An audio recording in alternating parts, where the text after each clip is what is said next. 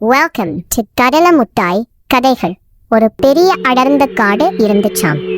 அந்த காட்டுக்கு நடுவுல ஒரு மேஜிக் குளம் இருந்துச்சாம். அந்த குளத்துல தண்ணி குடிச்சா எல்லா அனிமல்ஸுக்கும் சூப்பர் பவர் கிடைக்குமாம். ஆனா ஒரு கண்டிஷன், மனசுல குட்டி கர்வம் கூட இருக்க கூடாதாம். மற்றவங்களுக்கு ஹெல்ப் பண்ணணும்னு நினைக்கிறவங்க குடிச்சாதான் அந்த பவர் கிடைக்கும். அப்போ அங்க ஒரு சிங்கம் வந்துச்சாம். அந்த சிங்கத்துக்கு ரொம்ப ஹெட்வெயிட். நான் தான் இந்த காட்டுக்கே ராஜா, எனக்கே எல்லா பவரும் வேணும்னு நினைச்சுக்கிட்டே குளத்துக்கிட்ட போச்சாம். அங்க ஒரு குட்டி முயல் பாப்பா பாவம் தாகத்தோட தண்ணி குடிக்க வந்துச்சாம். இந்த சிங்கம் என்ன பண்ணுச்சு தெரியுமா? ஏய் குட்டி முயலே, ஓடி போயிரு, நான் தான் ராஜா, நான் தான் முதல்ல குடிப்பேன்னு அதட்டி விரட்டுச்சாம். பாவம் அந்த முயல் பயந்து போய் ஓரமா நின்னுடுச்சு. அப்புறம் அந்த சிங்கம் கெத்தா தண்ணியை தொடப்போச்சு. ஆனா என்ன ஆச்சு தெரியுமா? புஸ்ஸின்னு அந்த மேஜிக் குளம் அப்படியே வத்தி போயிருச்சு.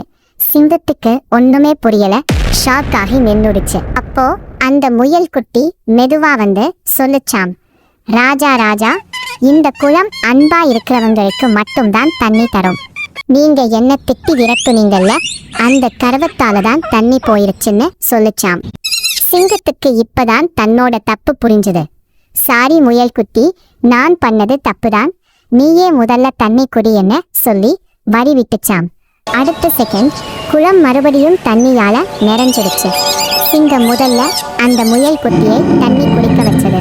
சிங்கத்தோட இந்த நல்ல குணத்தை பார்த்த அந்த மேஜிக் குளம் சிங்கத்துக்கு ஒரு சூப்பர் பவர் கொடுத்துச்சாம். அது என்ன தெரியுமா? சிங்கம் கர்ன்னு கத்துனா காத்துல இருக்கிற எல்லா அனிமல்ஸுக்கும் பயம் போயிட்டு ஒரு பாதுகாப்பான பீல் கிடைக்குமாம்.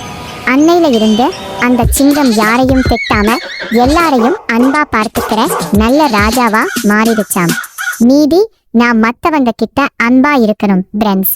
கர்வம் இருந்தா நம்ம கிட்ட இருக்கிற நல்ல விஷயமும் நம்மள விட்டு போயிரும்.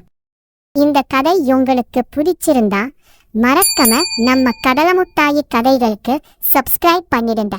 அடுத்த கதையில பார்க்கலாம். Bye bye.